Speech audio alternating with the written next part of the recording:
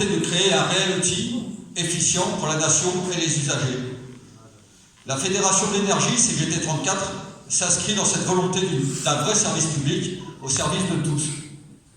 Nos propositions passent par diverses actions ou revendications telles que l'arrêt des coupures, les réductions de fourniture d'énergie pour impayés, la baisse de la TVA immédiatement à 5,5 concernant l'énergie que nous considérons comme un bien de première nécessité, ou encore la réouverture des guichets de proximité pour recevoir le public et répondre aux besoins des populations et de leurs familles. Mais cela passe aussi par un réel avenir pour les emplois dans le secteur énergétique. Il y a lieu de stopper les fermetures de sites et rester force de proposition pour maintenir et développer les conditions de travail et la rémunération. La Fédération de l'énergie CGT a toujours combattu les différentes réorganisations voulues par les différents gouvernements depuis maintenant des années. Si tout le monde connaît EDF-GDF, producteurs, distributeurs et commerciaux intégrés et contrôlés par l'État, beaucoup ne connaissent pas la déstructuration de ces monopoles. Qui connaît RTE, GRT, Storengy, Engie, GRDF et Enedis? Toutes ces filiales issues de la déstructuration de l'EDF-GDF qui sont toutes remises en cause régulièrement concernant leurs droits et prérogatives. Idem concernant les barrages hydroélectriques qui sont d'actualité concernant les enjeux européens. Tout cela au même titre que l'ensemble des services publics, que ce soit les hôpitaux, la SNCF, la Poste ou l'éducation, etc. Les différents gouvernements ont tous fait le choix d'éclater ces différents outils de la nation. Sans doute, vous aurez tous entendu parler des compteurs communicants, Linky et Gaspard, qui sont pour la FNME-CGT l'aboutissement d'une déshumanisation de l'énergie. Car oui, cela ne représente ni plus ni moins que la rupture du dernier lien avec votre fournisseur d'électricité ou de gaz. Demain, tout est prévu pour se faire à distance. Réglage de puissance, relève, résiliation de contrat, suivi des consommations, coupure pour impayés. Le contact humain disparaît au nom du profit via la précarité, car la majorité des intervenants, que ce soit sur la pose des compteurs Linky ou Gaspard, sont tous des sous-traitants ayant l'unique objectif d'un rendement face au service de l'énergie. Alors oui, la Fédération de l'énergie CGT 34 est bien vivante et défend au quotidien les intérêts des usagers et des agents sur les conditions de travail et la qualité du service rendu aux usagers.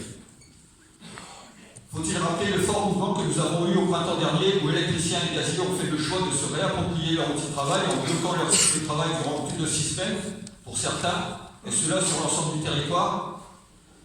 Faut-il rappeler notre initiative d'ouvrir une maison de service public éphémère sur Montpellier permettant aux usagers de rencontrer des professionnels en tête-à-tête pour régler des problématiques liées à leur fournisseur.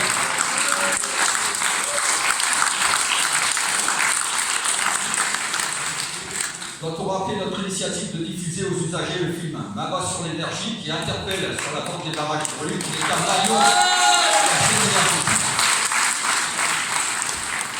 Doit-on rappeler les diverses interventions réalisées avec l'association Stop aux coupures qui ont permis de rétablir la lumière à des familles et des personnes qui sont en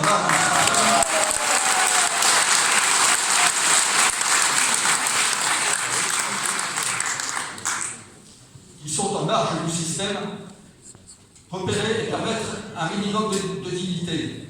Oui, nous sommes souvent seuls dans ces initiatives qui parfois sont critiquées à tort, du fait du manque d'approche politique et sociale de ces sujets. Il s'agit bien là d'un manque criant d'émancipation politique et humaine de notre société qui fait le choix quotidien de mettre l'humain en second plan face au système économique. L'analyse de la CGT est claire. Nous ne pourrons sortir de ces problématiques que par le plein emploi, avec des garanties collectives de qualité. De l'argent, il y en a. En 15 ans de déréglementation, c'est 64 milliards d'euros de dividendes qui sont remontés aux actionnaires. Et 70% d'augmentation sur le gaz, ainsi qu'une augmentation de 30% sur l'électricité en 10 ans.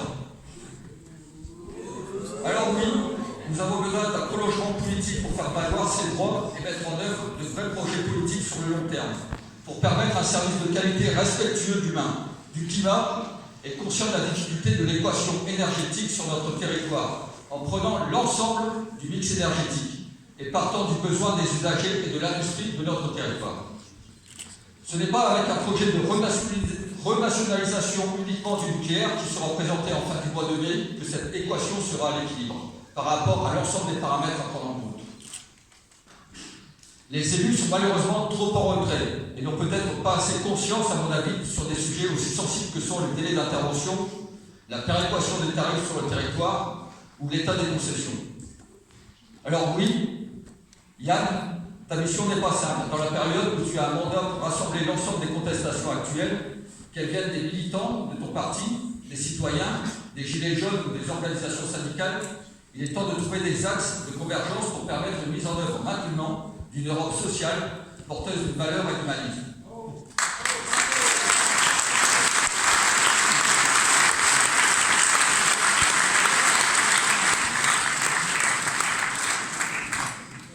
Nous comptons nos morts sur les plages de Méditerranée qui sont issus de pays en guerre. Et notre société a fait le choix de fermer la porte à toute possibilité de vivre dignement. Bien évidemment, l'énergie n'est pas le centre de tout, mais reste avec l'eau un enjeu crucial pour tous. Les enjeux sont présents au quotidien et les difficultés, nous les touchons maintenant du doigt. Que ce soit dans les entreprises ou dans la société, les médias ne sont malheureusement pas innocents dans ces problématiques quotidiennes, où les citoyens ne se retrouvent plus pour devenir acteurs de leur quotidien. J'en finirai en citant Marcel Paul, ancien ministre communiste de l'Industrie et syndicaliste à la CGT. Continuez à défendre sans jamais défaillir le service public, propriété de la nation, contre les représentants du grand capital industriel et bancaire dont le seul objectif est d'asservir encore plus le pays à leurs insatiables besoins de domination et de profit. De continuer avec le même courage à défendre notre légitime statut national, nos retraites, nos œuvres sociales, qui font désormais corps avec les deux établissements publics, issus du programme du Conseil national de la résistance.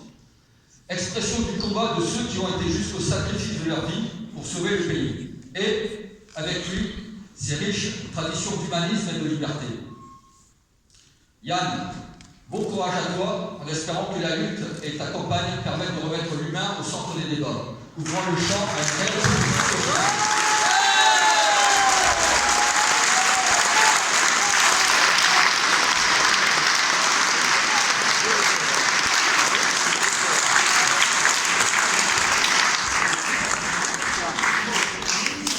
Ouvrant le champ à une réelle politique sociale, ambitieuse et porteuse d'idées d'émancipation et de progrès pour tous. Vive la CGT!